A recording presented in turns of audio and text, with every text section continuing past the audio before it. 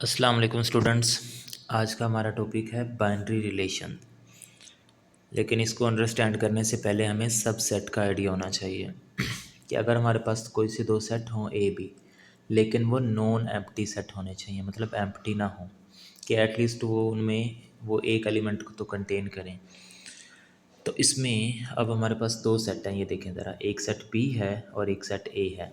कि if every element of set B is present in set A, then smaller set B is called subset of set A। तो ये तो है subset की condition. अब अगर हम देखें कि बाइनरी रिलेशन क्या है, तो बाइनरी रिलेशन से पहले हमने डिस्कस किया था कार्टेशियन प्रोडक्ट को। कार्टेशियन प्रोडक्ट क्या था? A set containing all possible order pair, कि ये ऑर्डर पेयर को कंटेन करता है। ये देखिए कार्टेशियन प्रोडक्ट, यहाँ पे एक्स और वाई क्या है? ऑर्डर पेयर है, तो ये ऑर्डर पेयर को कंटेन करता है। सो जो आर होगा बाइनरी रिलेशन, वो सबसेट होगा किसका? R is the subset of Cartesian product A cross B. यहाँ पे आप हम इसकी एग्जांपल भी देख सकते हैं। ये एक सेट है, ये दो सेट हैं ए एंड बी। तो सबसे पहले हम इनका कार्टेशियन प्रोडक्ट लेते हैं।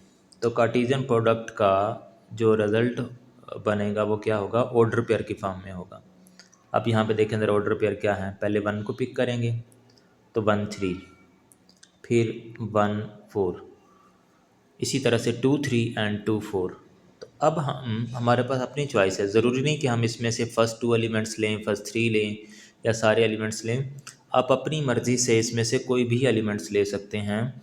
जैसे अब हम देख सकते हैं कि हमने यहाँ पे एक आर यहाँ पे रिप्रेजेंट कर रहा है बाइनरी रिलेशन को। तो ये देखें ज़रा, ये एलिमेंट लिया, ये ले लिया, ये एलिमेंट ले लिया, इस तरह से। तो अब हम कह सकते हैं ना कि यहाँ पे सबसेट की कंडीशन कैसे बन रही है कि if we have two sets A cross B भी यहाँ पे सेट है, ये प्रॉपर सेट बन रहा है। If we have two sets A cross B and R in which every element of set R is present in bigger set A cross B, then R is called subset of A cross B। ये इसका subset है।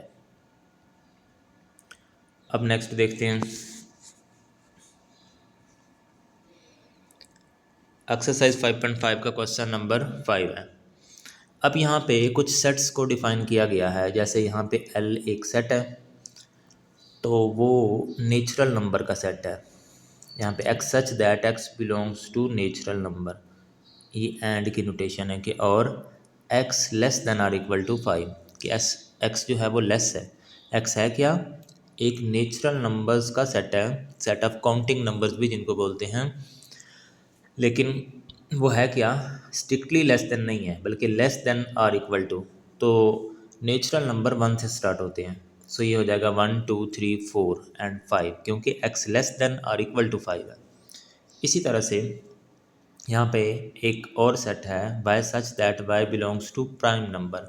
Prime numbers कौन से number होते हैं? The numbers which are divisible by 1 or itself, कि जो 1 के डिविजिबल हों या इटसेल्फ हों।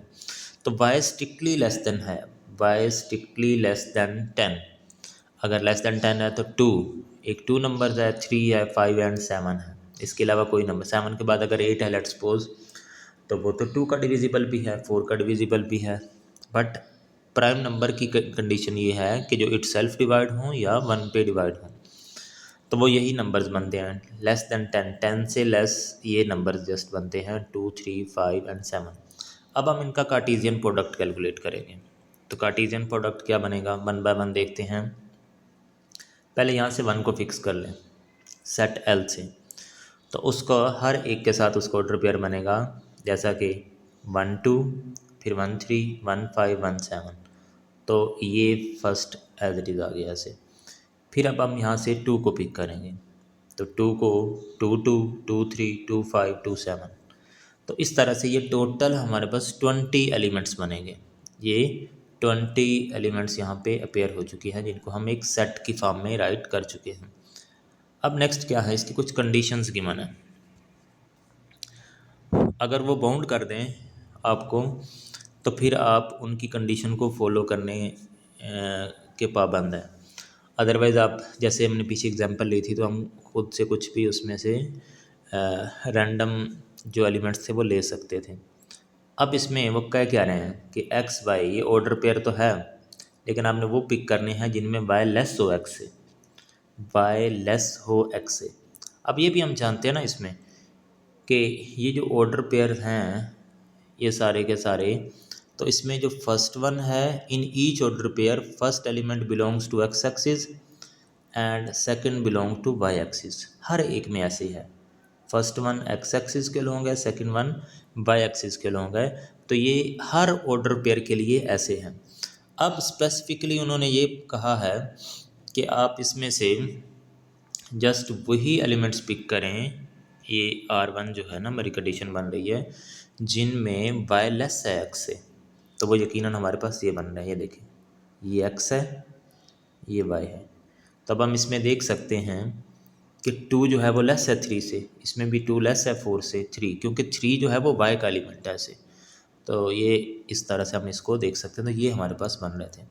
अब अगली बात वो ये है कि डोमेन ऑफ बाइनरी रिलेशन। तो in each order pair first element belongs to domain, जो एक्स के एलिमेंट्स होंगे वो डोमेन से बिलोंग करेंगे। इन ईच ऑर्डर पेयर कि इसमें जो होगा बात यह है कि ईच एक्स जो है वो बिलोंग करेगा किससे, डोमेन से, डोमेन ऑफ R1। तो इसी तरह से जो ईच वाई होगा, ईच वाई यहाँ पे थोड़ा अच्छा नहीं लिखा जाता, वो बिलोंग करेगा रेंज ऑफ R1, वो रेंज R1 से। तो हर एक के लिए यही क्राइटेरिया है। तब हम इसमें देख सकते हैं